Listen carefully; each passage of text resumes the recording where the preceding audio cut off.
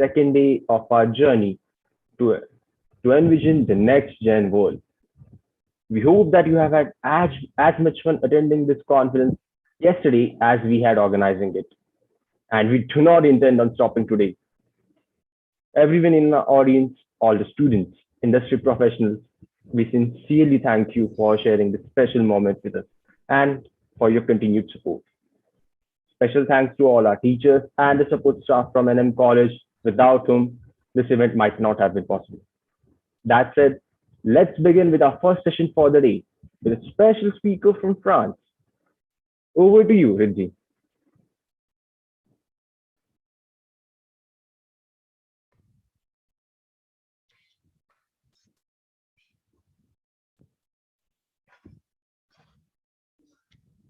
No country can ever truly flourish if it stifles the potential of its women and deprive itself of all the contribution of half of its citizens.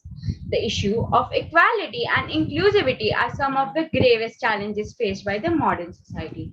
This reflects in the world of business and entrepreneurship. Here to give a voice, we have with us today Miss Kiara Condi.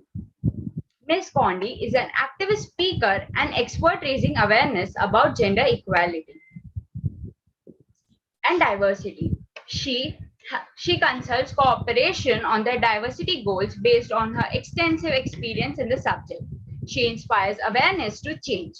Ms. Condi has launched a podcast, The Other Half, in which she interviews male leaders and CEOs around the world on the subject of gender equality in their personal and professional lives. In 2017, she was awarded the Women of Influence Prize, Business and Hope, in France for her work in the subject. Ms. Condi is the founder of Led by Her, a non-profit that works on women's entrepreneurship, innovation, and women's rights. In partnership with business schools and corporations, the organization delivers an entrepreneurship program to help women who have suffered from violence rebuild their lives through entrepreneurship. With a community of over 250 volunteers, the organization offers courses, individual mentoring, and hackathon events co-organized with the entrepreneurial ecosystem. Prior to founding Led by Her, Ms. Condi worked at the European Bank for Reconstruction and Development to maximize the gender impact of the bank's investment. We are really honored to have you here, ma'am, today. Over to you. Thank you very much. I'm very, very happy to be here and very, very happy to connect to India and the Indian ecosystem, because I think we always have so much to learn from each other, and I would love to work more with you. So I hope that this is just the beginning. So I have been working, as you have said, on entrepreneurship for a very long time. I've been working especially with women, and back in, let's say, 2014, when we started, 2013, we were the only program that was working on helping women who had suffered from violence rebuild their lives through entrepreneurship. And I became, very interested in how do we help more women become entrepreneurs, because as I created my program, I started seeing that women were having a harder time becoming entrepreneurs. Women were not daring as much as men. Women were not where women also who had maybe difficult past, difficult backgrounds, were also disconnected from entrepreneurship. So I started asking myself a lot the question of how do we make more women engage in entrepreneurship? How do we make more women pass from their having an idea in their head to actually taking action? Because I saw that was where a lot of the problems were. A lot of women had ideas, but because of societal, cultural, whatever norms, they also had a hard time passing from having this idea to actually taking action and starting a project. So I became, particularly interested in this, and created Led by Her, which is a sort of incubator, a project incubator in a way, to help these women take the first steps. So go from, I have, an idea in my head that that may or may not work. You don't have and it's just an idea, to actually, building that into an entrepreneurial project. What could that actually look like as a business? How do I transform this dream that I have, this idea, into something that could actually work? And it became very interesting for me because I saw how important this first step of passing from idea to action was, and how much, we needed to support women exactly in that, and how many women who thinking about becoming entrepreneurs we lose exactly in that first step. So so Led by Her really became, in a way, more of let's say pre-accelerator or pre-incubator to really help women in those very, very, very early stages where I saw there's actually very little help, but that's when you need a lot of help and support. And in kind of helping a lot of women, I also started to notice some things. I started to see some things. I started to work on things. And I kind of developed a way of my own way of saying, if I had to tell somebody who wants to become an entrepreneur, a woman who wants to become an entrepreneur, how to do it, this is kind of how I would do it. Can I share my slides?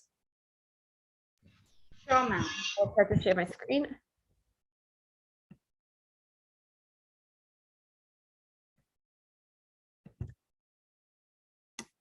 There we go. Let me see if I can. So this is kind of a guide that I designed for helping women become entrepreneurs from the beginning. Because a lot of people were asking, how I have this idea, how do I make that into a concrete project? How do I transform that?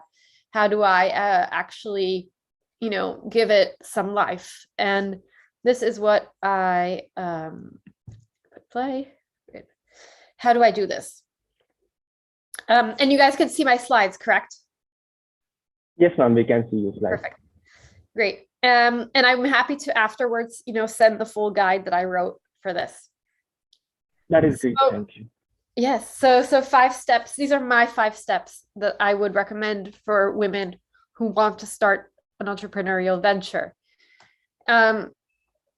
So first, identify your purpose or why in life. So I say this is the first most important step, because if you know why you're doing things, your why gives you a direction in life. It connects you to what you're doing. It gives you a sort of destination on which you are building towards, right? If you don't have this destination, it's very hard to know what you want to build.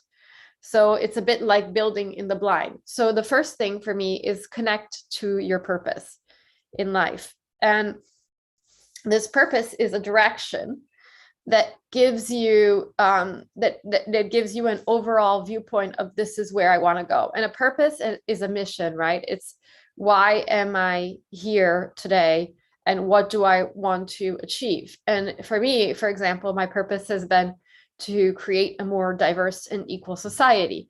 So I've worked for an international organization. I've launched a nonprofit. I do consulting. I do conferences. I have a podcast. Everything that I do, all my activities and projects fit this overall purpose or vision that I have of what I want to fulfill in my life.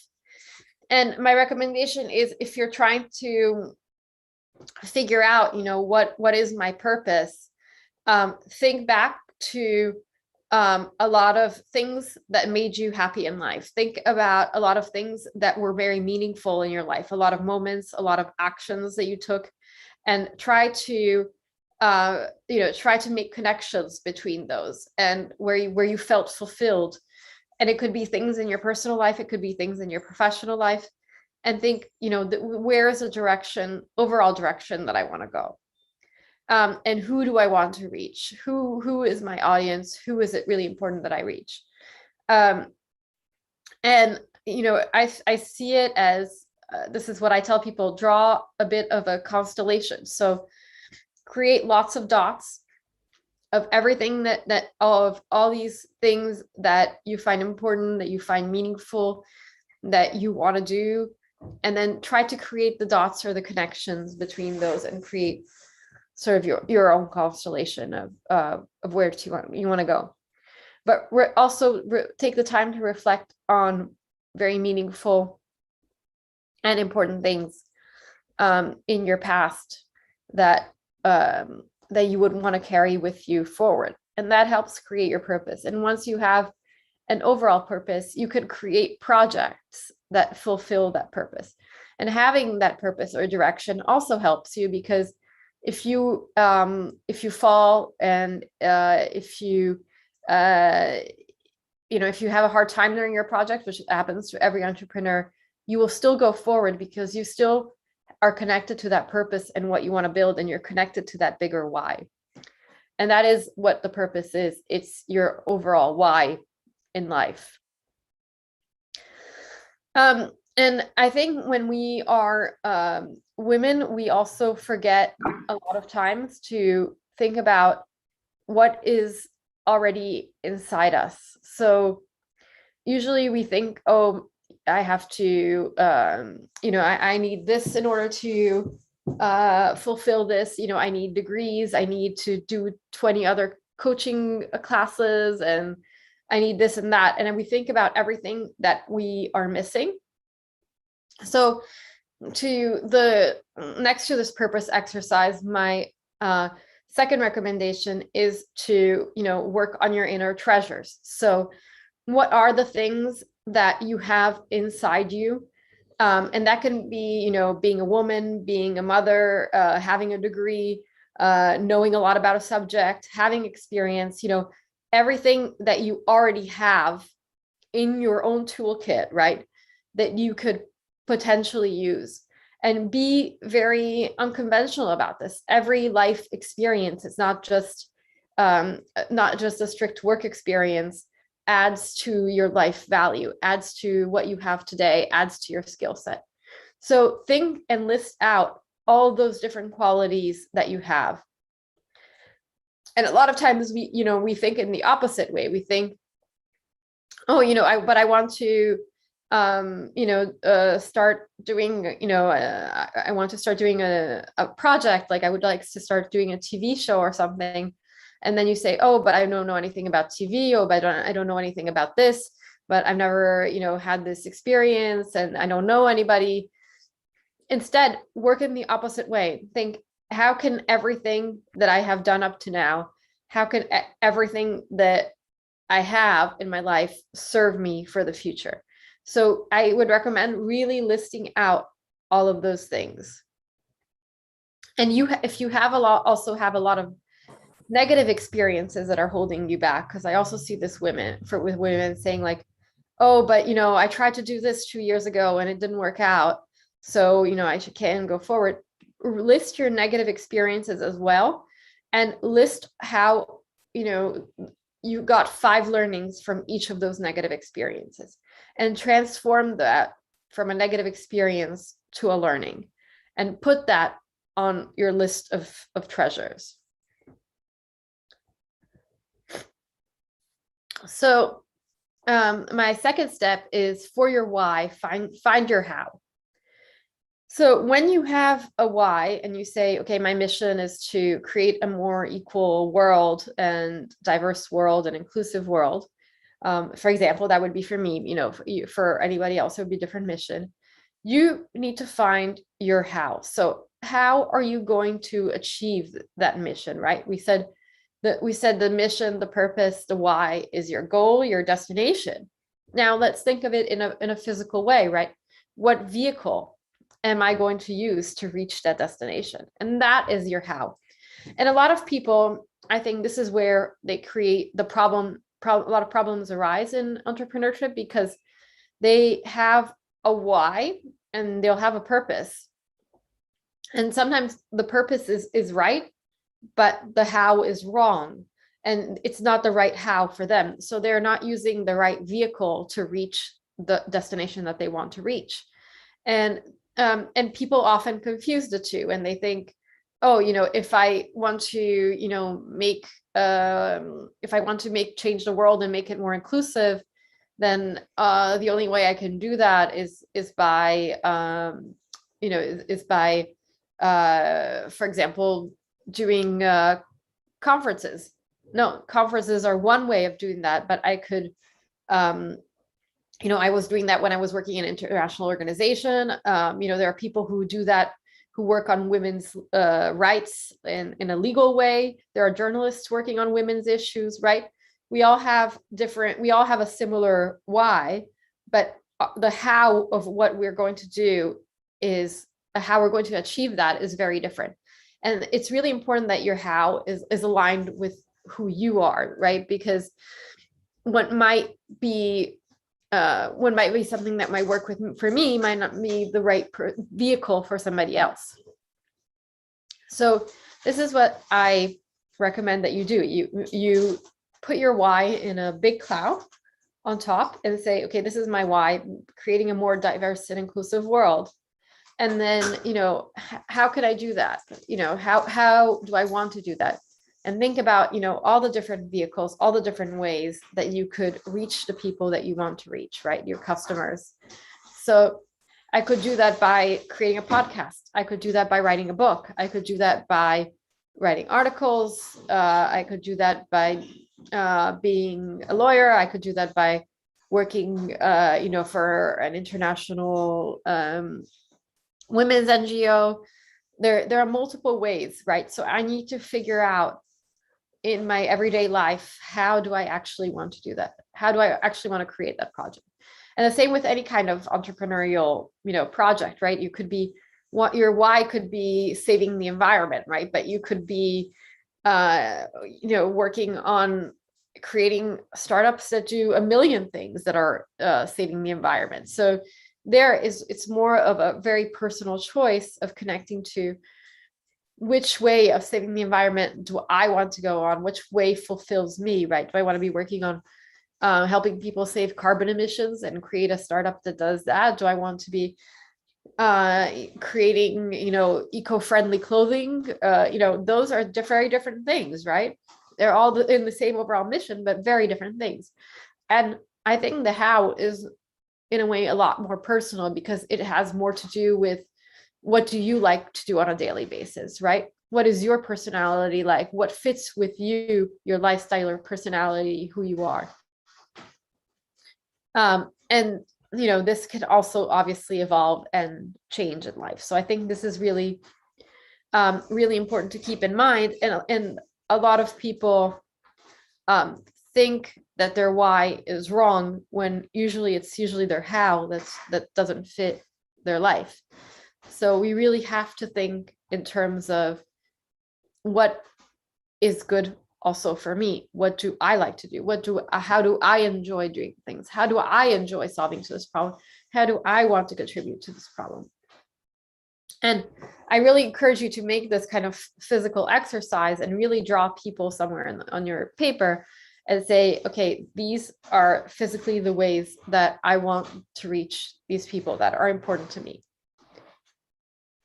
And the third step is build by doing and talk about what you're doing. So for me, this is also something that's really important, because a lot of times we think, oh, I have this idea in my head, I need to work on it forever, and ideas die in people's heads. So I think as soon as you figure out the how, take a really first step and start doing things right away. So doing things can be really just about starting your small steps. It can be about, for example, I always say, Led by Her started when I sent an email to an organization, to a business school, saying, hey, I have this idea, I want to create this program for women who have suffered from violence. These are my, these are my ideas. Would you be interested in supporting that, right? it was one email, but I did something concrete to transform my idea into a real thing. And so I really think that we as women wait a lot for, some kind of validation to start, and hold projects a lot in our head, but nothing happens when you hold a project in your head. Actually, when you hold a project in your head, you will develop more and more doubts about it. You will think more and more, is it actually working? Is it going to be problem? Is it, is this actually worth it? You're going to start seeing more and more negative things. So for me, it's how, start by doing, and then you will figure things out, right? Because if I do things, if I start something, if I launch it, that's going to allow me to, right? If I launch a product, that's going to allow me to see, hey, do people actually like this? And then somebody might see it and say, hey, I noticed that you're doing this great podcast, or I noticed that you're doing this, you have this, great product. Would you like to work with me on this collaboration? Would you like to do work together? So when you launch actually things in reality, things will happen to you, and that path will start. So it's really important to start that path, and also talk about to people about what you're doing, because you never know how people can help you, who is connected to who. And people will tell you, oh, I would do things in this way. Oh, have you talked to this person? Hey, I have, a third cousin who is doing this, and they're going to connect you with people. So really think about the first step. And the first step that you could do without anything more than what you have today. So not saying like, oh, after I go get this course, after I do this, I'm going to take a step and launch my business. Think, what can I do exactly today with what I have today that will cost me probably next to zero to launch my project? And that can be sending an email to somebody, that can be, connecting with somebody, that can be, doing research, emailing somebody to know more about a sector in which you want to launch. So how can you actually take a first step in the direction of building your project? Because I think once you take that first step, you're like more than halfway down the work, and everything will then start happening. So really think, what is that first step that I can do? And really, like I said, talk to people about what you're doing, because I see that a lot of women entrepreneurs, they want to keep the project to themselves until it's perfect. And, if I haven't developed everything, I shouldn't be talking to people. That's really incorrect. No, because if you don't talk to people, people can't connect you to their network. If you don't talk to people, people can't give you feedback. People can't help you. And I always say the universe only responds to things that are launched. The universe does not respond to things that are in your head. So really launch this dynamic to start your project as soon as you can.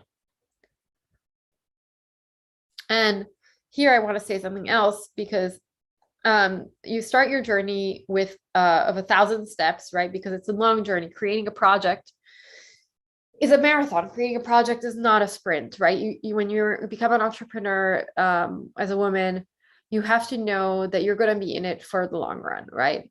So it's really important to think that when you do something in the long run, no matter how good you are, no matter how wonderful and prepared you are, and how much work you've done, there's going to be ups and downs, right?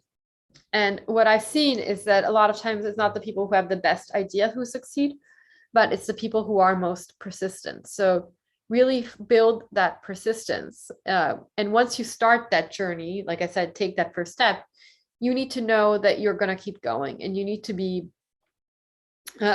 building a system to keep you going, right? Because in an entrepreneurial journey, you have ups and downs, right?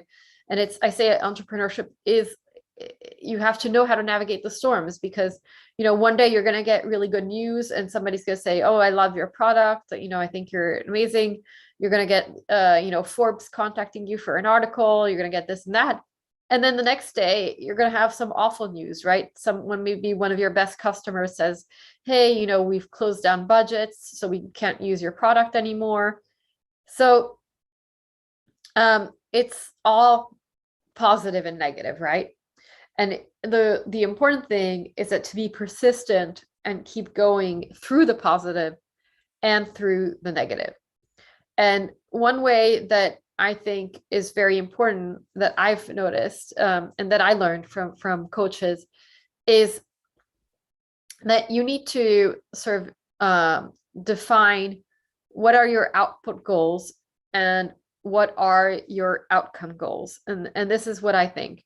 If you have a really big goal, like my goal is to write a book, for example, that's the final outcome that I want, right? That's my result that I want. But writing a book can be a very daunting project, because if I will write a book, I mean, you all know you're not going to write a book in 2 days, right? It's a long-term project. It takes a lot of months.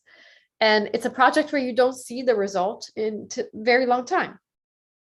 So in order to build a system so that you can be persistent and feel like you're succeeding and not fail, you need to divide that outcome goal of building a book into output goals, which is, you know what, I'm going to set my goal to writing 5 pages per day to achieve my big goal, which is writing the book. And that's not going to be my output goal, right? The output that I want for myself every day are those 5 pages. And if I've achieved those 5 pages per day, I'm happy. I feel that I've achieved something. And so it's about breaking that big goal into smaller pieces so that you feel satisfaction, so that it feels more digestible, and so that you don't feel that you are somehow failing in your goal, or that you're far away from your goal, and that you don't have anything measurable. Because the human beings like to have things that are measurable, and we like to feel that we are making a tangible difference every day, right? So create that system for yourself for what you want to achieve. Break large things, big dreams, into much smaller goals, and think about, what could be those smaller goals and increments with which you can work, and which you can feel satisfied and say, when I go to sleep tonight, I'm like, oh, great, I wrote my 5 pages. I'm so happy. Not thinking about the final book, which might come in 6 months, 8 months. And like I said, take your first step and never give up. So this is really important, because a lot of times we need to know that it's going to be a long journey, and we need to know that we are going to need to have that persistence, because there are going to be times that are very, very difficult in the journey, and that we are going to want to give up. So it's about building stamina and knowing that even when difficult things come, there's going to be a positive thing around the corner. And like I said, entrepreneurial journeys are made of highs and lows. They're made of difficult times and winning times. So we need to be able to build our stamina to go through those difficult times, because it's impossible that you won't have them. And the only way to succeed in entrepreneurship is to be able to go through those storms. And let's say next step that I want to talk about is this is what I say. Usually when women launch projects, we wait for other people to notice us. We think that people should find us, right? We create a website, create a product, and then think, oh, but my product is amazing. My website is amazing. What I'm doing is amazing. So people should know about me. People should know what I'm at. People should just find me. No, don't wait to be found. So this is my 5th step. It's when you've created a project, when you've launched something, tell 100 people about your dream or service or whatever you're creating. And this to me is really, really important. So I actually make a list on Excel, and I tell women entrepreneurs to do this, of 100 people in your network who you know directly. So it could be people who are very different, who maybe have nothing to do with your project, or maybe they do, but I make a list of really 100 people, and I write their email next to them. And then I kind of divide it, and I say, I'm going to contact 10 people every day. So that's 10 days. And I'm going to write to them personal emails to tell them, hey, I'm doing this. Do you think you could share it in your network? Hey, I'm doing this. Do you think that somebody, who you're working with might be interested in this? So write to them a personal email each, and this can create an enormous amplifying effect. And it's so much more powerful than sharing on social media or doing something generic. And it's incredible the results that you get from doing this. And every time that I launch, by the way, every time that I launch a new product or service, I always do this, right? Even though I'm kind of an established entrepreneur and I've done a lot of things and I have a lot of network and I have a lot of people following me on social media. Like when I launched my podcast, this is what I did. I sent people, individual, in that case, WhatsApp messages, because I wanted people to hear it on their phone, saying, can you listen to this? Do you know anybody else I could interview for my podcast? And I sent people individual messages with the link to my podcast. And then, they shared it with other people. They recommended other people. They helped me launch this dynamic, because the hardest thing, and this is something I think a lot of entrepreneurs underestimate. They think that once you launch, people will see you. People will not see you. You have to put yourself in front of people's eyes. And getting your first 10 customers is harder than getting your, next 1,000 customers, right? It's like in the beginning, it's a lot harder work to get people to see you, to get people to buy your product, to get people to buy your service. So you have to that you need to know as an entrepreneur that you need to make that much larger investment in getting each one of those 10 customers. And don't think like, oh my God, if I put all this energy into getting a customer, then, it's going to take me like 20 years to build a business. No, it's about launching that initial dynamic, right? It's about, you have to invest a little more as an entrepreneur to be found in the beginning, to be seen, so that people start talking about you, so that kind of exponential growth can happen. So really engage with your first customers, engage with your first 100 customers, really invest time in them. Send people an individual email, tell them what you want, tell them what you need from them, engage with them, ask them, what do you think about it? Give me some feedback. Do you know other people I could contact who might be interested in this? So really build a personal relationship with these 100 people that you can then develop. And this will take you, by the way, in exponentially, because you cannot imagine the returns that you will get when you reach out to people personally with this. And like I said, it's not about just when you start a business. It's about every time that you launch a new product or service in your business as well. And then really, I think you need to really believe it in yourself fundamentally along this journey. And it is possible, and it's possible. I really believe entrepreneurship is possible for every woman. There is nothing that makes it impossible. But you need to kind of break it into steps like I showed. And you really need to believe that you can achieve this journey and that you can get to where you want to go. And like I said, be strategic about it, right? Because don't just think I have a product and an idea and things will happen. No, you have to make things happen. And that's why I think you need to build the systems to preserve yourself. You need to build systems to make yourself known.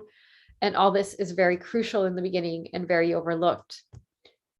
And I also want to say that something else that I really think is important in entrepreneurship, and I'm going to end it with two things, is one is mindset. So really ask yourself at all points of this journey, where is my mindset? Because if you have a positive and optimistic mindset, you will reach out to people in a different way.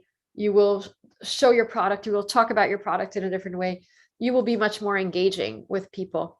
If you are in a negative mindset, it will be the opposite of that, right? You might write emails to people, but they might not be so engaging. So if you are not in a high mindset, think about what are the things that are important to you and what are the things that get you into a high mindset. So that might be doing yoga. That might be going out with friends. That might be something, I like, for me, it's, I schedule something fun that I'm looking forward to in my life every single day. And that might be going out with a friend, that may be a yoga class, that might be something. Because I know that if my mindset is not high, that I'm not giving the best output and I'm not giving the best to my business and to my projects. So think about it for yourself. And this will be something that varies for each person, right? Because we're all very different. And if I am having a very hard day, I would prefer to step aside and say, hey, I know I'm in a storm. So you know what, I'm going to take 2-3 hours off, or I need a day off, or I need 2 days off. I need to work on my mindset, on getting my mindset to a place that is good. And then I will get back to my work, right? Because we all know that those times are going to come. It's inevitable. So, think about that. And sometimes it's better to do that, take 2 days off and do something else, or take an afternoon off and go do some yoga, take an afternoon off, go see a friend, take an afternoon off and take a walk in nature or something, whatever resources you. And then when you come back to things in a positive mindset and in thinking like, I can do everything that I want, that is when things are going to happen. And thinking, and I think entrepreneurship is also a game of thinking about, how can I always keep my mindset high? Because it's when you have that high mindset that you're going to really achieve things, that you're going to convince people, that people are going to be drawn to you, that people are going to be embarked in your project, right? And the other thing that I also really recommend to women entrepreneurs is that this is a very long journey, right? Entrepreneurship is a long journey. It's a hard journey. So think about also the community that you need to succeed. Build community around yourself and think about who are the experts. And a community can be mentors, a community can be peers. And I think both are important, right? People you look up to, people you can ask questions to, but also, peers, because going through such a journey, you always have doubts, you always have difficult moments, you always have challenges, and you need to have people who are going through the same thing as you. So when one person is down, the others are up and are going forward. And so you kind of catch the train and stay with them. And because otherwise, if you don't have the community, you're more likely to just stay down. So you need to have this kind of peer community of people who are going through the same things as you, people you can ask questions to, and people who you can navigate this entrepreneurial journey with. And I think not enough women, too many women think that they have to do this all alone, and they don't get the support that they need. So think about, what women entrepreneur groups are in your community, online. Today there are so many things in your university, in your ecosystem, in the city that you live. What groups can you join to find that kind of support? And then also, what mentors or role model figures you can have to ask questions when you're having a hard time, because it's really important to not feel alone in this journey. And they've done so much research that entrepreneurs who succeed are the ones who are most surrounded. So those are my tips for women entrepreneurs who want to launch. And I hope that was useful. And if anybody has any questions or wants to say something, I would really love to hear from you.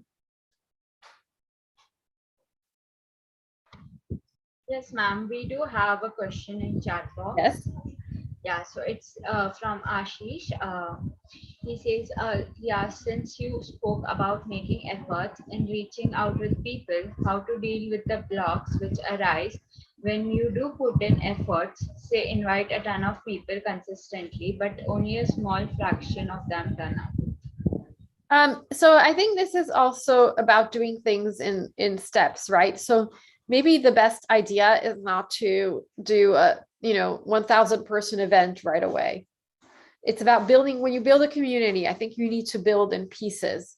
And this is what I say also, when I created the Led by Her community, you invest a lot in the first people in your community who then become your core. So think about doing maybe something smaller, right, for a more reserved audience in the beginning.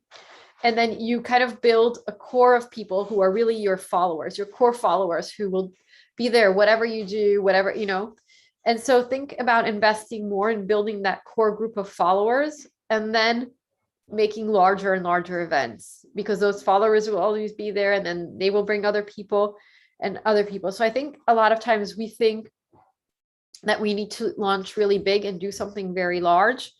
Whereas I think it's in the opposite direction that we need to move, do something small with fewer people. And maybe if you do something small with fewer people, that is gonna be sound more selective and people are gonna think they're gonna get more attention and whatever. Maybe it's a smaller workshop in the beginning or something, with 12 people. And all those 12 people actually come and you have personal relationships with those 12 people. And then you start building larger and larger events and larger events on that. So I think it's really about building your community in a very organic way. And that today people's attention is very fractured, right? Because we have so much going on in the world. So it's really about how much personal relationship you can build, and building personal relationship in the beginning means also investing and being very close with people. So that would be my suggestion, make lots of smaller things, right? Maybe things that are more theme specific, that are going to be more specific to a smaller audience, and then build your community in that way. And 10 people, 10 people, 10 people, 10 people makes 100 people. But then people will be really attached to you in that way.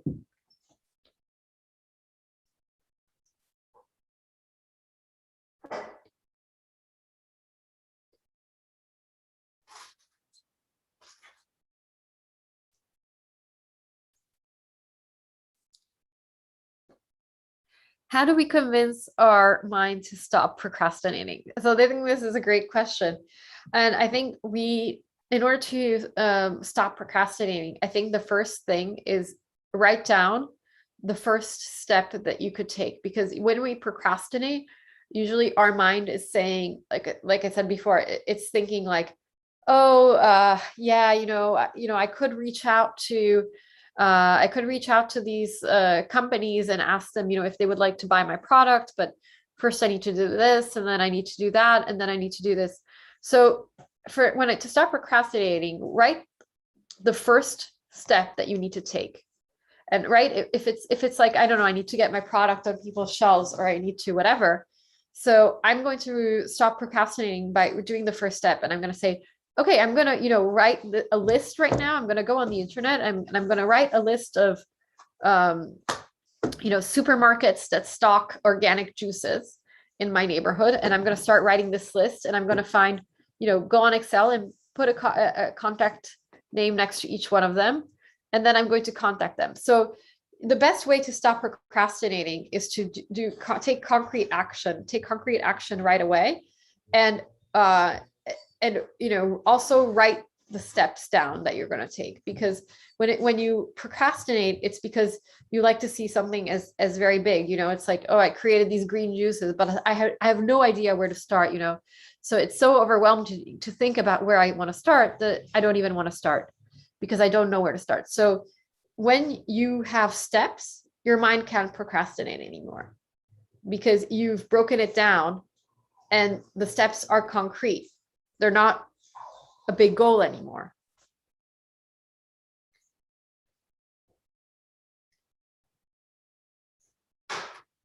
So like I said, when you take the first step, and of course we are also afraid to fail, but also think that you're not failing, right? It's what I like to think about is that when you're doing entrepreneurship, it's a feedback process. So say, for example, I wrote that email to the 2 business schools saying, hey, I have this idea to launch this Led by Her project. They could have said no to me, right? But if they had said no to me, would that have been a failure? No. There is no such thing as failure in entrepreneurship. There are just steps that take you to other steps.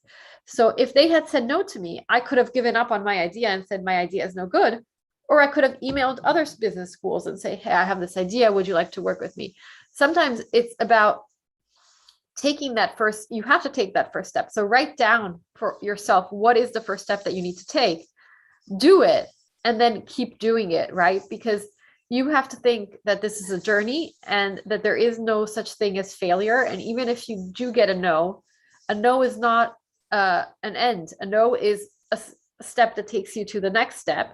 And also that you iterate on what you learn, right? Because there is no such thing as failure. Like maybe you launch, I don't know, maybe I launch these organic juices and people say, hey, you know what? I really don't like the banana in my juices. And maybe I got it wrong, but then I take out the banana and I fix it and I make them strawberry and people like them, you know? So there is no such thing as failure. It's like once you launch things, people, what will happen is that the world will give you feedback, and the world will give you feedback. So they'll say, I like this about your product. I don't like this about your product. You know, I don't want to work with you. I do want to work with you. Actually, maybe I'm not the right person to work with you, but you know, Joe, there is. So it's everything keeps taking you to the next thing. And that's how you have to look at it.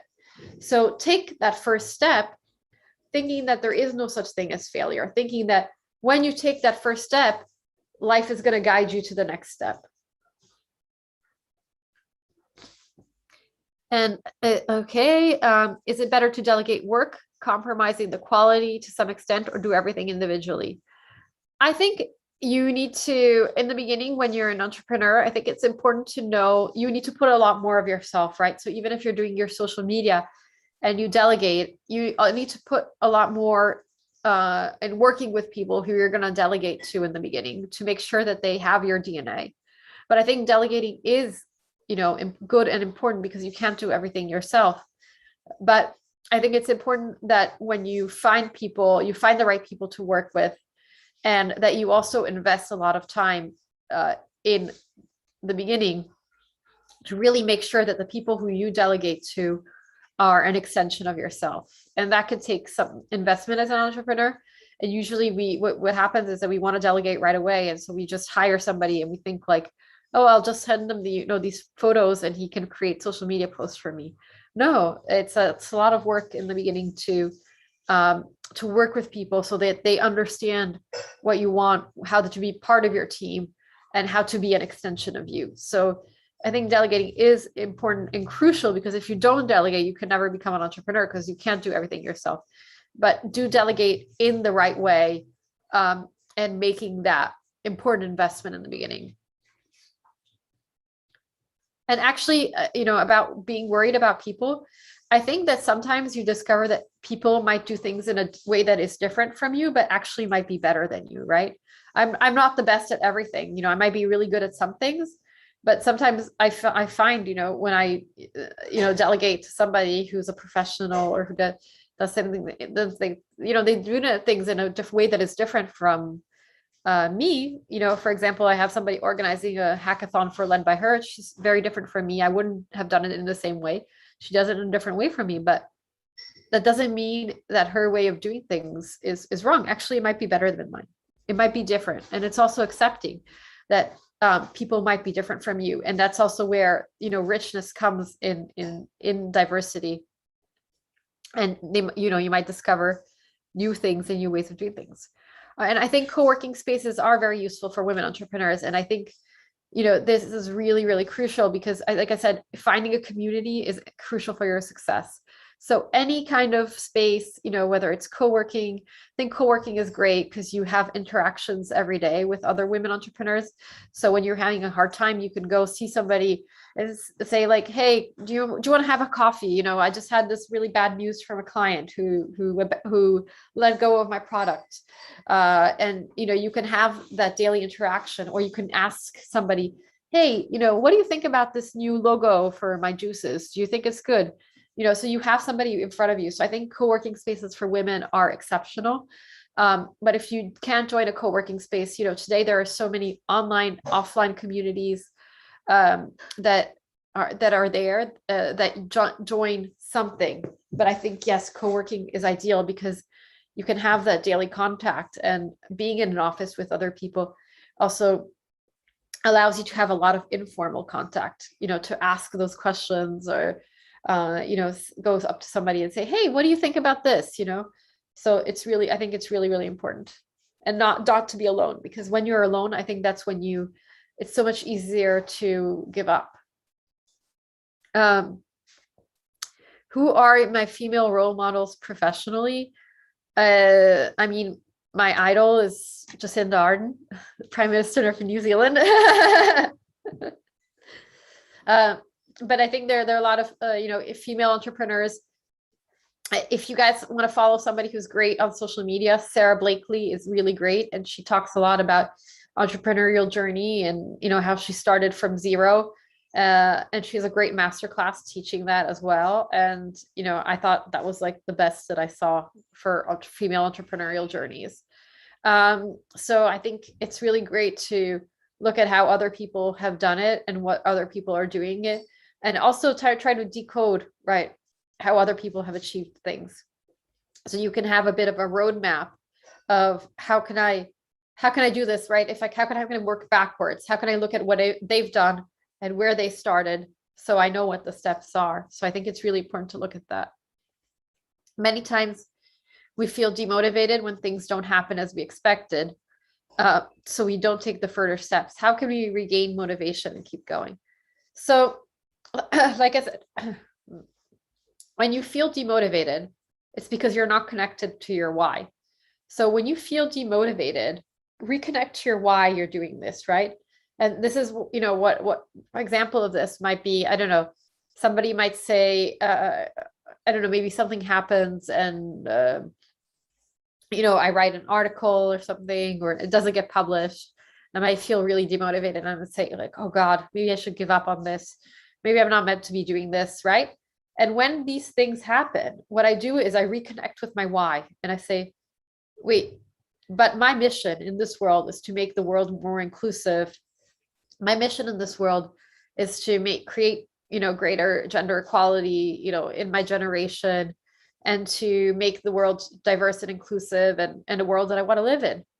And when, people tell me that something has changed in their lives because of a conference that I gave, and when I help women and when I do all this, I feel really great satisfaction because I'm moving in that direction of making the world a better place for women and making it more inclusive. So I really reconnect to that why and to that purpose.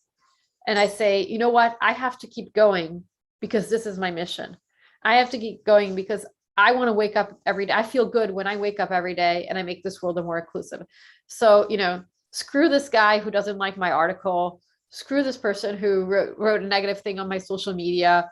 And, and I don't say, okay, this happened and I want to give up. Maybe I shouldn't be doing this. No, I say, I want to make the world more inclusive. And every time that somebody comes up to me and says after a conference that I've changed their life, that is what adds meaning to my life. So I'm going to keep going. So really reconnect to why you're doing it in the first place. And that is what's going to be the driving force to help you get up each and every time that you lose your motivation. And it might also be that you're losing motivation because you're setting goals that are too big for yourself. So think about also smaller goals, maybe to set it around on your journey. Like we said, break it down into smaller goals and achieve those smaller goals in order to keep going. But yes, reconnecting with your direction and where you're going and your North Star is going to be the most powerful thing in helping you get up every single time and not listen also to any negative feedback or anything that might not work out, because that's inevitable to have that in an entrepreneurial journey.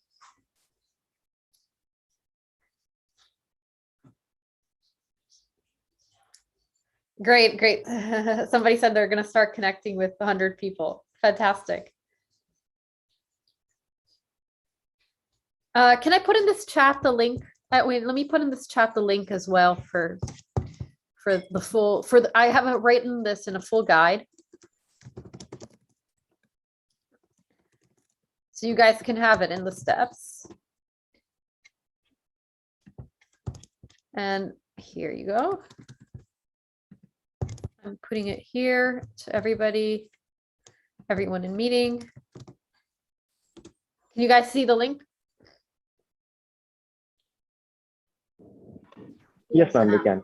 Thank you. Great. So this is the full guide with every single step outlined and even more detail. So you can keep it and have it there as you're going through the entrepreneurial journey. But I know it's hard for everybody.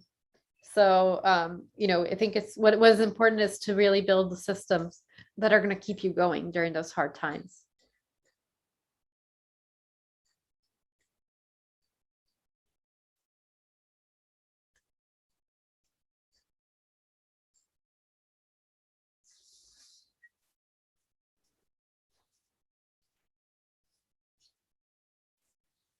Any other I think we are done with the question and answer session. And we are really grateful for you answering all the questions, taking the time to answer all the questions. Yeah, I'm so happy to connect, and always happy to see more women bring their ideas to the world, because I think that's how the world is going to become a better place, right? We hold the solutions for the future. I'd like to mention that the sub-department that has organized this conference, we have two female heads, and they have done a great job organizing this conference. Shout out to Kavya Sehgal, shout out to Sanskriti Nair, Riddhi, and Nihalika. Also, ma'am, I'd like to request you to, if you could just stop sharing your screen so that we could take a photo to. Perfect.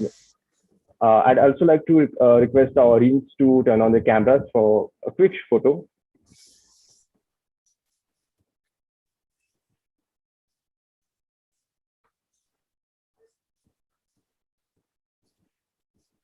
So I'll take a photo at the count of three. 1, 2, 3. Smile.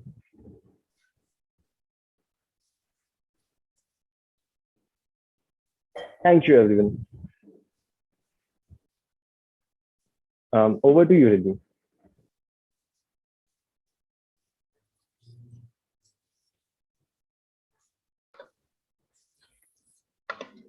Thank you so much, ma'am, for your inspiring words and contribution in making this world a better place for women. The session was truly phenomenal and motivating. On behalf of Team Intent, I would like to extend our heartiest thanks to you for graciously taking time out of your busy schedule to join us today and conduct this session. It was an indeed inspiring and thought-provoking experience for all of us. I would also like to thank our sponsors, Design Board, for providing us support with the virtual platform. With that, we end this session. Thank you. Thank you very much. Thank you for having me. Thank you. Pleasure was all ours. Thank you, ma'am. So that was Miss Condi, all the way from Paris, France. Ms. Condi was our third speaker from the European region. We had the pleasure to host Mr. Matteo Ricci from Portugal yesterday, as well as Dr. Hilfish, all the way from Germany. That was a great session, and it was really intriguing. Our next session with Mr. Manish Sharma, who is the head of Aradas Group, will begin shortly at 4 p.m. In about half an hour's time. I would like to remind everyone that the further sessions can be accessed through the same meeting link that we have been using from yesterday. Thank you and stay tuned.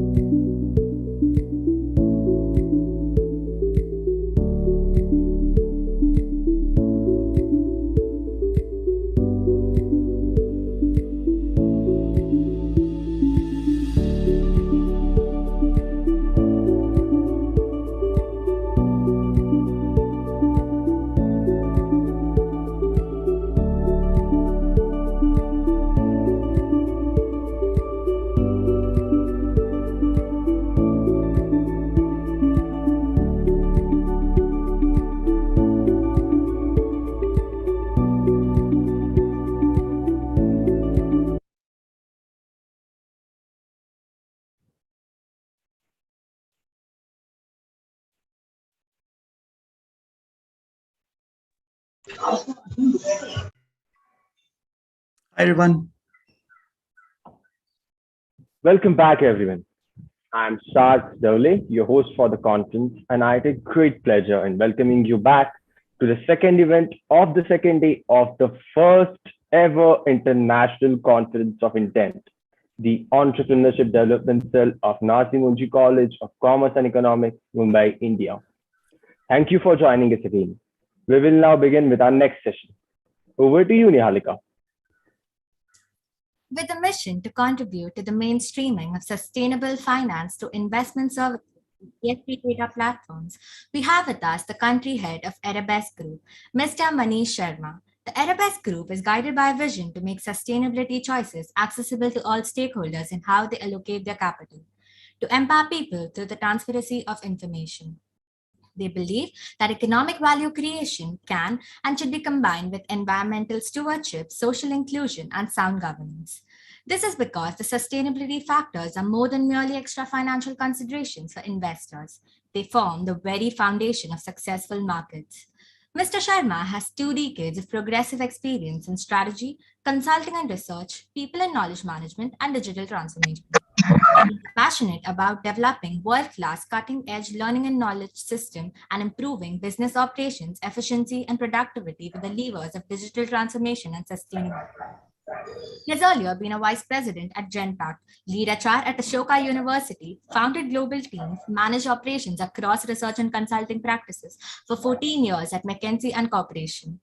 The 5 word life purpose that is Mr. Sharma's North Star, enable people to enjoy life, came out of a leadership development workshop some time back and has since then been reinforced through his work.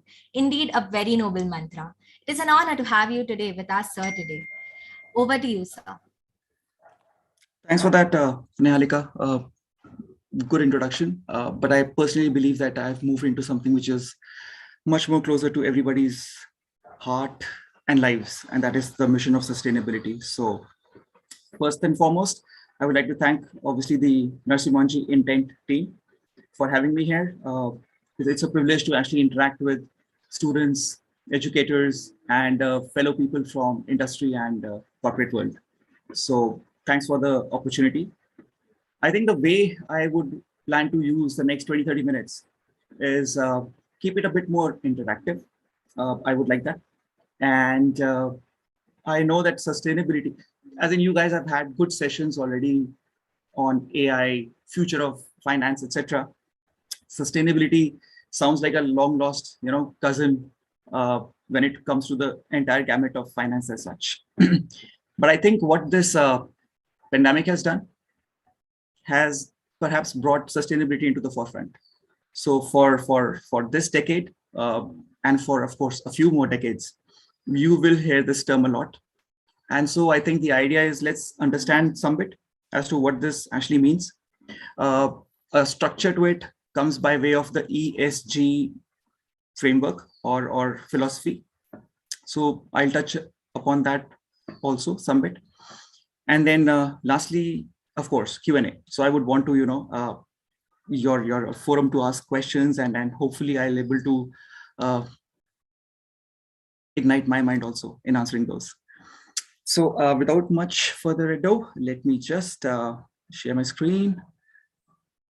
It's actually a very basic PowerPoint, as you will see. It has basically just 3 slides. As you can imagine, after 14 years with consulting and research, I had my way with, the PowerPoints. I wanted to just get over them. So I hope you are able to see the first slide at least. Yes, sir. Yes, sir. We can. Wonderful. Wonderful. So I think let's start with you guys. Maybe you can put it in chat or something, or just blurt out when it comes to sustainability. What is the first thought that comes to your mind, right? What do you mean? What does sustainability actually mean to you? I have a few definitions of my own, but I'll rather hear from you guys. So let's keep it interactive. Anyone? Just.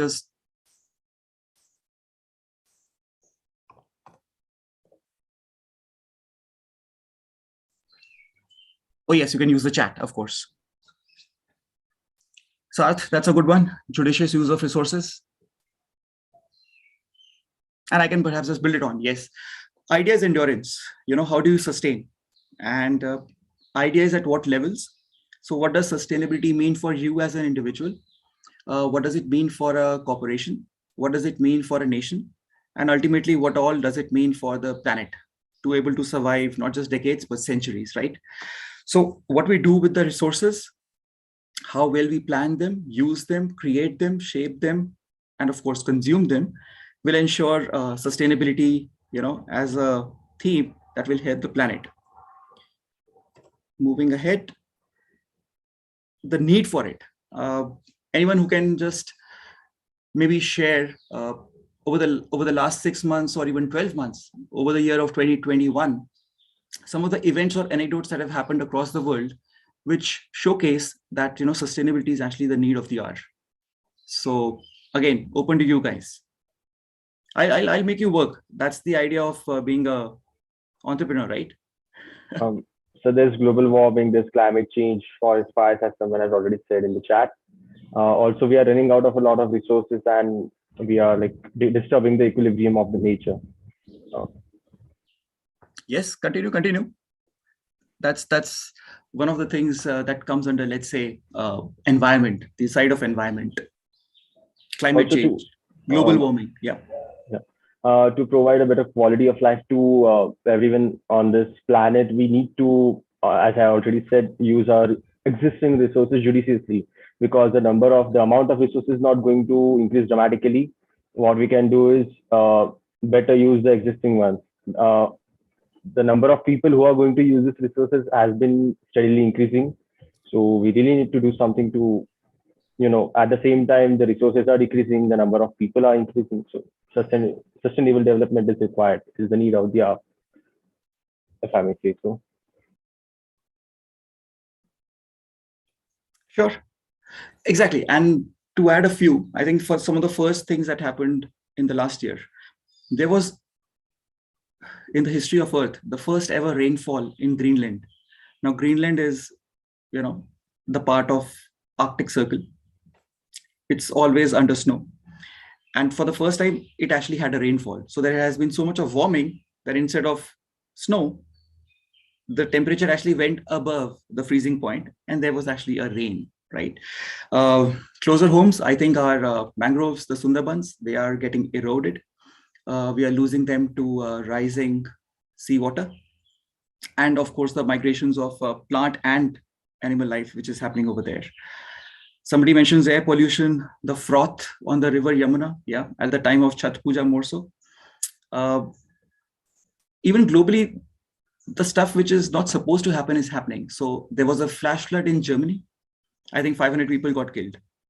So floods in Germany, you associate floods with, Bangladesh, India, or the coastal cities, even Venice is getting flooded. But there was a flash flood in Germany. Canada, a bit of a cold country, had a heat wave. Hundreds of people died in Vancouver, British Columbia, that sort of a region, because of some heat dome that had formed in July or August sorts. And people actually died because of a heat wave in Canada. So it's all over the world, right? It's in India, it's in Europe, it's in New York had flash floods, if I'm not mistaken, in September, pretty recent. So as you can imagine, the need of the hour, at least from a climate perspective, from the global warming perspective, is very much there.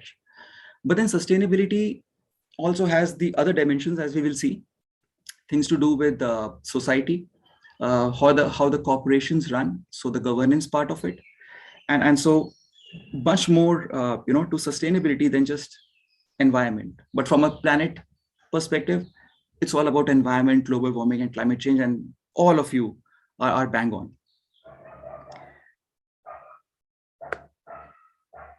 So we have discussed quickly the need also. Let's move ahead. So what's the plan that the world or the corporations or the governments have for ensuring the sustainability? Again, I'll invite a few comments or thoughts. As a humanity, as a corporate, as a multilateral agency, global one, I can start off, by saying that the recent Glasgow meeting, the COP, as they say, the Conference of Parties, COP26 just happened. It is from UN. So yeah, Sanskriti, you're right, COP26. But that's just, let's say, one or the most recent. I think from the turn of the century, and I know that most of you are students and the youth here, you might have heard or might not have heard about the term, which is the Kyoto Protocol. It was like the first and the foremost event that happened at the turn of the century, 97 across 2005, that actually wanted to limit the emissions, the greenhouse gas emissions, so that at least the global warming is able to be arrested in time. That was the first thing which at least I know. That was a need of the hour at the turn of the century, so that plans could be made for this 21st century, the next 100 years. Somebody's right, Paris Agreement, most recent, I think 2015 sorts, this Paris Agreement happened. And this is much more hard-hitting. What it sought, the Paris Agreement, was that by 2030, we will arrest, or the world will work towards arresting the temperature increase by not more than 1.5 degrees centigrade over a long-term average that was there in, the last 50 years of the 20th century, from 1850 to 1900 sorts. Sorry, that would be the 19th century. So that long-term average, everybody wanted to arrest the global warming by 2030 to perhaps an extent of 1.5 degrees centigrade. Now that, in the most recent IPCC report, is not going to happen. The UN has accepted. In fact, if some of you are able to just recall, the Intergovernmental Panel of Climate Change, IPCC, they came out with that, quote unquote, the Code Red for Humanity report just a few months back, right? It actually mentioned that we are not working towards, by we, I mean, obviously the governments across the world, nobody's working actively on reducing it, and we will not see the global warming get arrested by 1.5 degrees. We will overshoot. And that's the sad story. So whatever efforts over the last 20, 30 years have gone in, they haven't made a difference. In fact, the rest of the world or the world continues, and we are going down a downward spiral. So the need and the plan, need is very much there. The plan is there, but the execution, as an entrepreneur, I'll just mirror the two sides to it.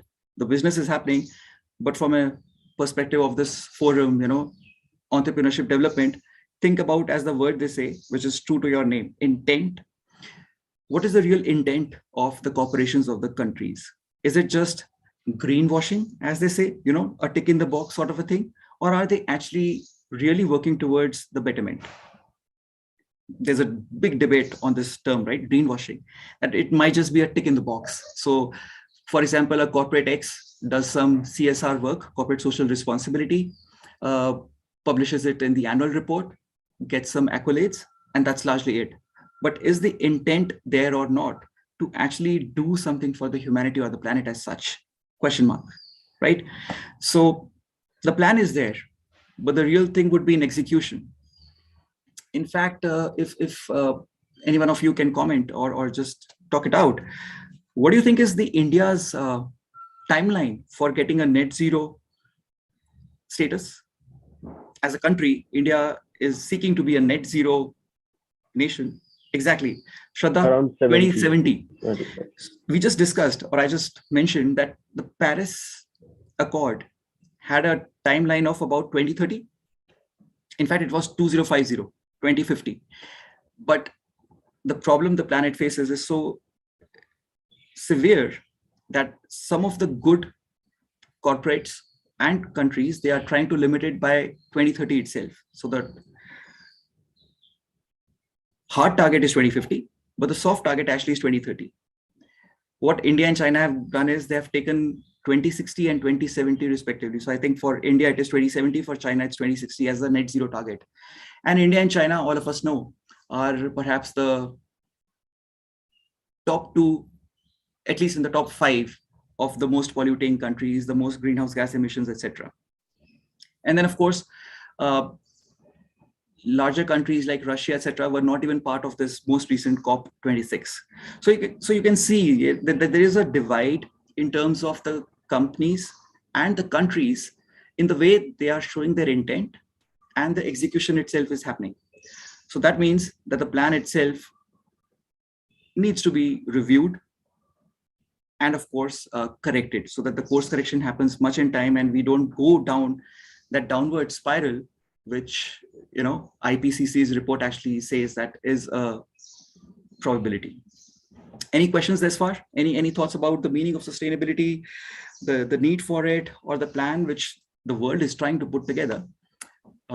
There's also the couple of things from UN besides this climate change thing. Let me just mention those. One would be the Sustainability Development Goals, the SDG.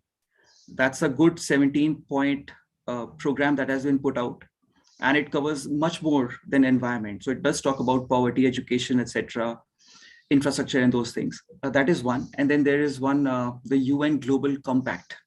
That also has a good number of countries as signatories to it, and that specifically deals with things like labor and human rights. So you can imagine that the world is having a plan in place. In fact, a multitude of plans. I think that's one of the problems as I see. There is so much happening across so many other things that it's hard to manage them. And I think as, again, coming to the entrepreneurship side, you can only manage things which you are able to measure. And I think that's where the ESG as a concept actually comes in. It gives a structure driven by, of course, subjective and objective metrics, frameworks, and models that helps us to measure sustainability and hence manage it a bit better.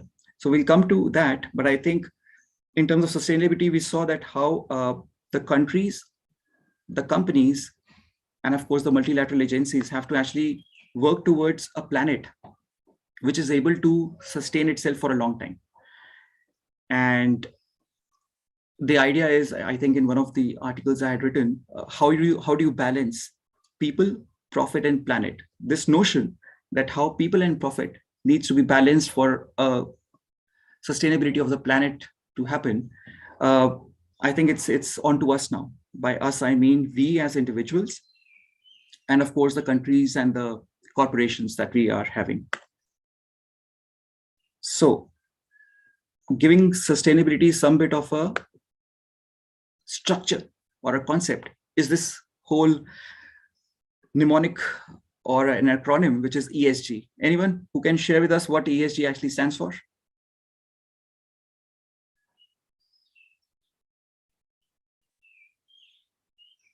You can actually unmute and say it out also.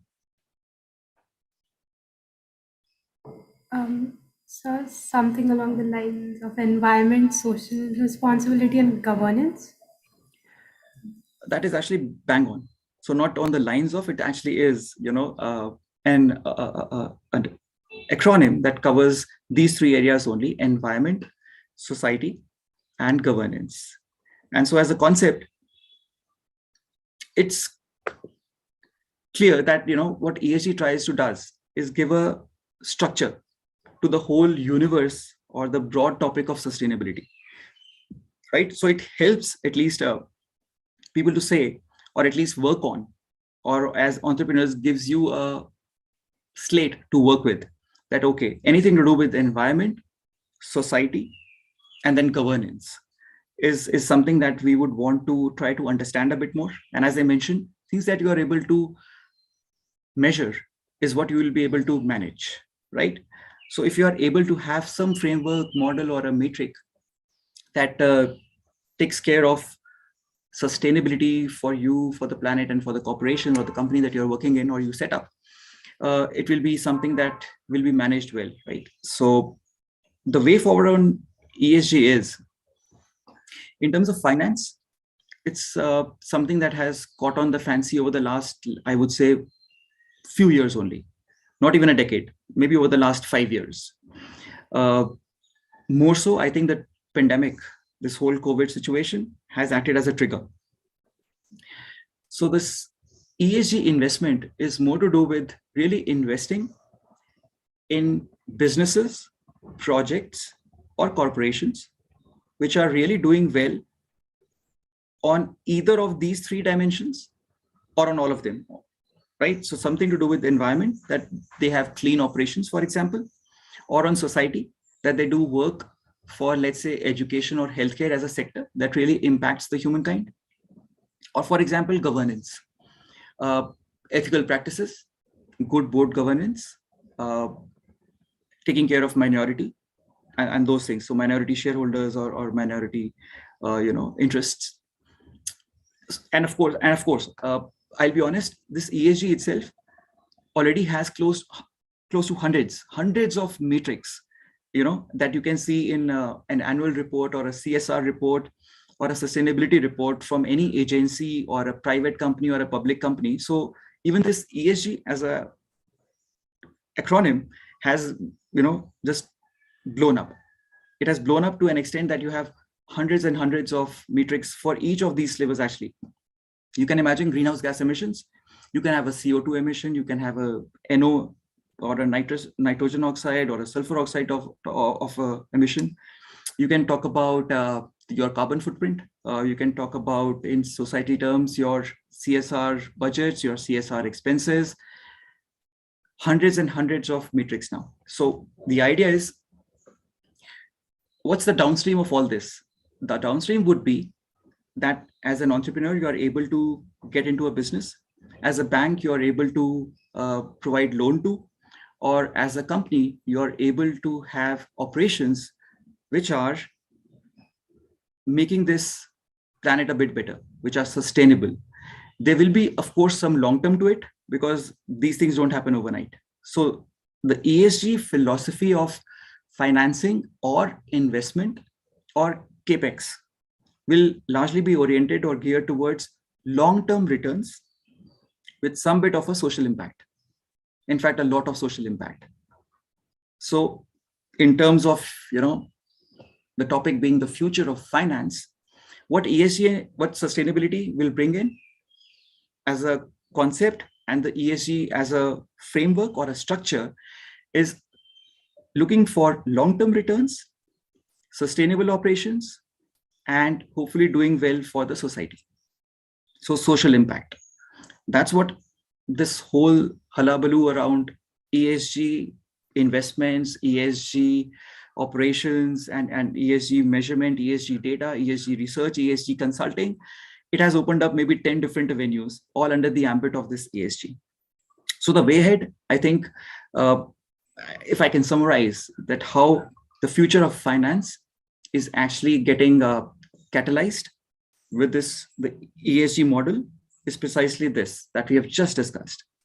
Long-term returns geared towards a good social impact across these three pillars that we have just discussed: environment, society, and governance. And there can be hundreds of metrics for each, right? So as entrepreneurs, you need to have an eye for it. That will be at least my wish. As entrepreneurs, coming back to the notion of an entrepreneur, what I've seen entrepreneurs do, they either address a challenge, solve a problem, or fill a gap, right? So from that perspective, you as individuals, as budding entrepreneurs, or the companies that you work with, you can always be intrapreneurs. You can work for large corporations, but at the same time, do your own work in your way, which is a bit more sustainable. You give your character or your flavor to it. So entrepreneurship is good. It is what is required. But nonetheless, corporations are also there. Jobs are also there. So even if you get into the corporate world, always have the intent of an entrepreneur, be an entrepreneur, work towards sustainability. And that is something that is actually a code red for humanity. We do need, otherwise the future generations within this century will be suffering. There have been ideas coming from that code red for humanity report that by 2050, if things are not in control, the sea level water can go up by some percentage points. Cities like Venice, etc., they will just disappear. I'm talking about 2050 perspective. I don't want to be a Dr. Gloom of sorts here, but I'm just recalling what I read in that report or some other reports, right? And so, those temperature variations that will happen, the melting of the Arctic ice or whatever, sea levels going up, our future generations will have a lot less of the planet to actually live with. So that's something which I believe is the next gen. I think I'm just bringing in a few words from the motto which I read about this intent, this forum, and the fact that it's all about entrepreneurship development. So that was the reason why you saw me just digressing, but trying to link a few things which as entrepreneurs should be in your mind all the time. So you can always be entrepreneurs if you're working in corporates, nothing wrong with that. But idea is to think about sustainability for all of us. I truly believe that this is something that will change the world over the next couple of decades for sure. Because if we don't change, then there would not be a world worth living in, let's say by the end of this century or the 22nd century. Let's be very honest, that's precisely what we are getting into, that sort of a downward spiral. So we need to arrest it. And I think with that, I've had enough of a monologue, close to 25 minutes. So Nihalika, you let me know if we are good to go with some set of questions. Yes, sir. Okay, that will be good. And I think from the audience, just to close from my side, I truly believe, and this is my quote, that at least the last decade I've seen a lot. It all meant digital technology. But I think we need another word, another concept, another philosophy now to help us make this world a better place, and that is sustainable. So this decade has to be the digital and the sustainable decade. That's what my wish list would be from at least the youth like you, the budding entrepreneurs like you, the academicians who are there, my fellow corporate and industry people also. So with that, I'll end, in the end, yes, open to questions, comments, reactions. Need not be Q&A, right? So you can have thoughts and comments also. Actually, I had a question. Sure. We have recently heard about a lot of different policies of governments that just recently our PM Modi announced this once in one world, one grid project. We also receive accolades from the UK government and all. From your point of view, you have a better understanding and better insight as compared to us to how well the government can implement this kind of schemes, how well other corporates can implement this kind of schemes. Do you think by 2070, like it is an achievable target to have a net zero emission country? Of course, the question had one word, which was achievable. So yes, of course, it is achievable. But will we achieve it or not is the bigger question. I think that's the undertone of it, right? So It all comes down to the name of this forum itself, intent. I already mentioned the start of it. It's about the intent and the execution. It shouldn't just be a check in the box. It shouldn't just be a checklist item, a tick in the box, sorry. Also, what major changes we should be expecting if we have to achieve that kind of target in our lifestyle, let's say over the next 20-30 years? I'll give a couple of examples from myself, from my side as an individual, right? So a few months back, I was buying a watch for myself. And of course, I was thinking in sustainable terms, right? And the good part is these days you do get some really inexpensive value for money mechanical watches that do not use any battery, lithium ion cell or whatever. I gesticulate a lot. I talk, so I move my arms a lot. I drive, so I do like this. That mechanical watches, they actually are self-winding. They use this kinetic energy, your hands movement, and you don't require a battery, right? Yes, it stops if you don't wear it for a day or two, but then you need to just throw it around a bit. Don't break it, but just ensure that it moves, and then it self-charges, right?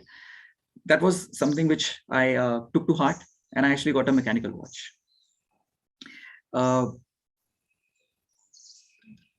I don't own a car, my wife does. But now I know that if I were to buy a car, I'm 99% sure that it will be an electric vehicle. This is the world of EVs. Tesla has come in. I'm not saying I'm going to buy a Tesla, but I'm just saying that, as and when I make up my mind, I'm sure that for my budget, there will be a electric vehicle out there, an EV that I can buy.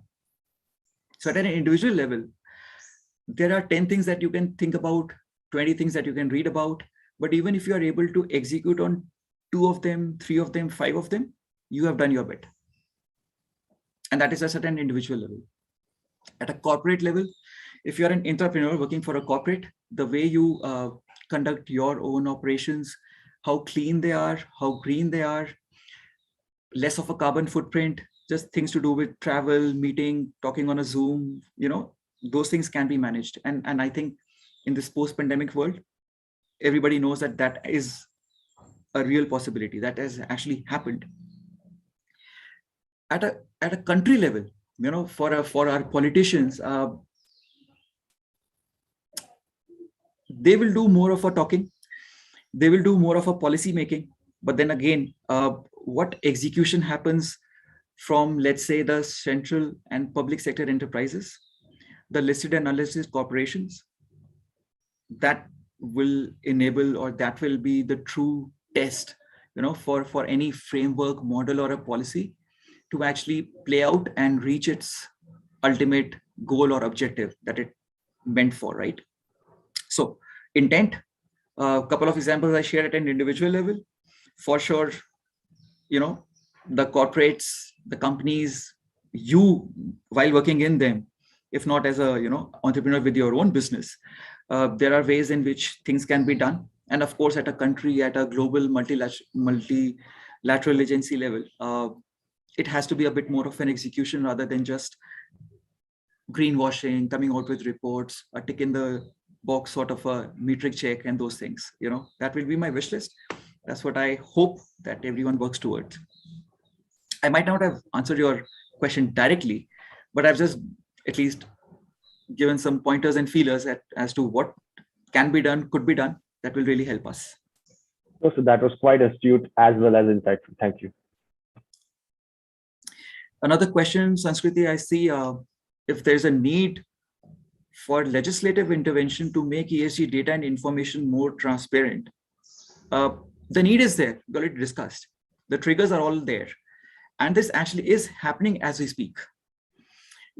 Every country will have a different timeline to it to work towards.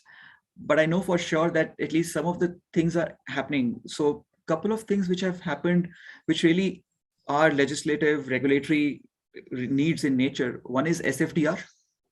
So for the European Union, they have this, sustainability finance disclosures sort of a thing. And then the task force for climate related disclosures, TCFD. So SFDR, TCFD, these things have actually come about over the last couple of years. They are very much legislative, not legislative, but at least regulatory in nature. And they will drive corporations to, let's say, put out their metrics much more transparently to do with, let's say, their carbon footprint, clean operations, greenhouse gas emissions, and those things. And as I already mentioned, if you can measure something, you will manage something, right? You will manage it. So as long as those metrics will be out and there will be hopefully good, transparent ways of measuring something, you will be able to manage it, right? You will be able to work towards a target or objectives that you would have kept out for yourself or for the corporation or organization. That's how transparency will come in. But again, every country, I believe, would be on a different timeline for it. I already mentioned, right? Most of the developed world is looking at a 2030 perspective. China has a 2060 perspective for net zero. India has a 2071. So as you can imagine, depending on the capabilities of a nation or of a company, accordingly, they will feel that much more empowered, or responsible or accountable to actually show their intent and make it happen. Sir, about your point of being able to measure, right? What is, once you're able to measure, you'll manage. That brings me to my first question. I'd put it in the chat. I guess it went up. So how do we address the issue of materiality and validity when it comes to ESG data? Like, how do we put a number on how environmentally responsible a company is, how inclusive a company is? How do we quantify that? Isn't that subjective? Good question. And believe me, the fintech startup that I am working for, Arabesque, we actually try to do the same. And I believe we are not alone. Standard and Poor's, Morgan Stanley, all those data houses out there who are playing in the financial field are actually getting into this non-financial disclosures field also. So there's a good movement, I would say, in terms of just capturing this data well, presenting it well, making it more transparent so that let's say asset managers, insurance agencies, pension funds, they can take much better decisions in terms of their ESG investment practices. And that is the idea, right? That is the downstream that we discussed as to how the ESG data capture will help. It will help in these downstream decisions only to be much better informed and much more judicious, right? So the whole field of ESG investing is precisely based on this premise, that how the data reaches from a private or a public corporation in hands of the people who want to actually make a decision call on how to perhaps have a better capital allocation or better portfolio management, which is much more sustainable. And hence these frameworks and these metrics will really help. And that's precisely the work which most of these fintech startups like Arabesque or let's say Morningstar or Sustainalytics or there are hundreds out there. So everyone is trying to do this work. It does require looking at hundreds, if not thousands of data sources, giving some structure to it in terms of some sort of a framework or a model, bringing out not just data but some analysis on it. I know for sure that at least Arabesque has launched a temperature score. I mentioned about the UN Global Compact program. There's a UNGC score also that we bring out, at least for thousands of the biggest corporations in the world. So over the last 3 to 5 years, the start has been made, in terms of disclosures, data capture, reporting, and then how you analyze the data. How do you make it a bit more meaningful and useful? So we have started, I think, but it has to continue. It has to be much more, I would say, really with good intensity carried on for the rest of this decade for a 2050 sort of a target to actually become a reality. And we are not getting caught up in that downward spiral for the second half of the century also.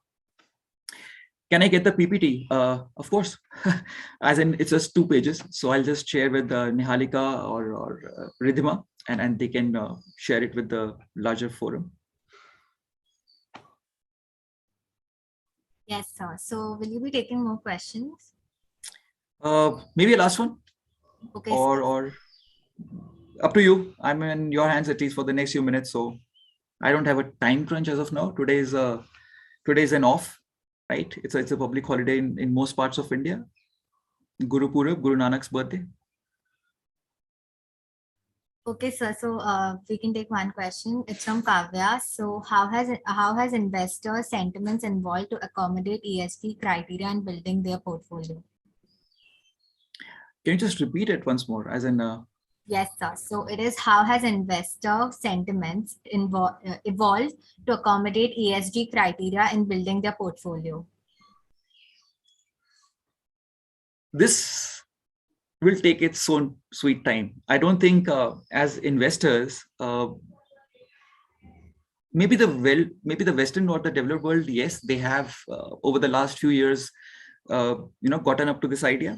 But in India, at least from our perspective, I believe we are yet to actually start also. I don't think anybody invests in bonds, which are green bonds. So if HDFC has come out with green bonds that give you 6%, I don't think people are putting their money away from an FD into that yet, that actively, or even aware of it. I think the awareness itself is a big thing. As to investment, so when it comes to investment avenues, how easy it is, let's say, for individuals to see, the temperature score for a company or the diversity score for a company, and then take a call that, yes, I am fine with not a 5-year perspective, but a 15-year perspective, that I'll invest in this company because of, sustainability and ESG mindset. And yes, they would want to take that path. So in India or for developing world, it's yet to start. I'll be brutally honest. For Western world, yes, I think it has been happening for some time. You have those green bonds for some time now. They invest in clean and green operations, projects, etc. But as I mentioned, I think the returns would be much longer term in nature, not that big. And then of course, we need to see how the middle market in finance is able to even create and customize that sort of a individual level or a investor level sort of a product or a portfolio. So yes, portfolio managers, asset managers, they already have access to these scores: temperature score, X score, Y score, and they are doing the portfolio management in terms of this ESG philosophy. Even Arabesque has introduced a tool to help the CIOs, the chief investment officers, asset managers, and mutual funds to invest by way of this ESG philosophy framework, right? They can put in their filters. But how and when it materializes into the hands of investors like us, it will take its own sweet time. And that's what worries me. What will be the pace at which these things actually reach the hands of people who actually make the real difference, which is us as investors.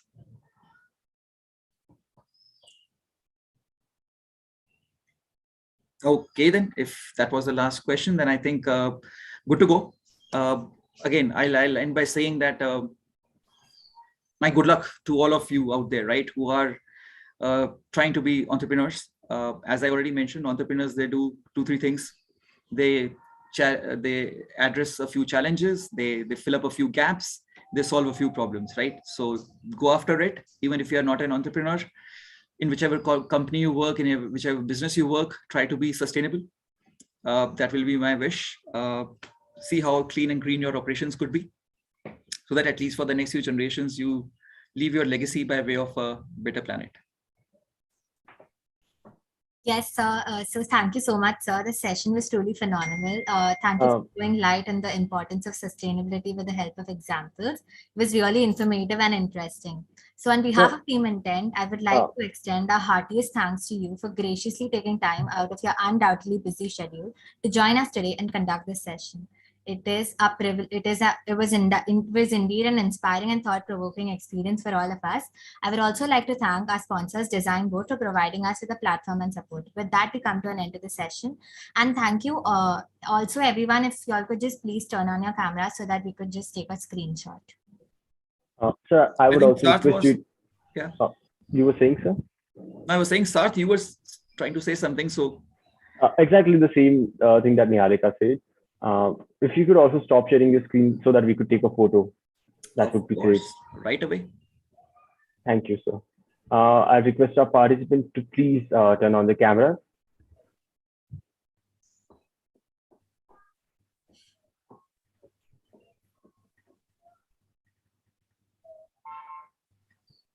I'll take a photo on the count of 3. 1, 2, 3. Thank you. Thanks a lot, sir. Thank you for your time. That has been fun. Thank you. Thank you, everyone, and good luck. Thank you. Thank you, sir. I must say what an insightful session that was. Our next session begins at 6:55 p.m. We have another mind-blowing panel waiting for you. Our panelists for the event are Mr. George Pullen, senior economist at the U.S. Commodity Futures Trading Commission in Washington, D.C., United States, and Mr. Samson Williams, who is an adjunct professor at the Columbia University in New York City, and also the University of New Hampshire, School of Law, where he teaches on blockchain, cryptocurrencies, and the space economy. Interesting topics, believe me. Moderating this session, we have with us Ms. Parna Sarkar Vasu, who serves as a strategic advisor to transformational leaders and tech pioneers. I'd like to remind everyone that we'll be using the same meeting link, and we hope to see you soon at 6:55 p.m. Stay tuned and thank you.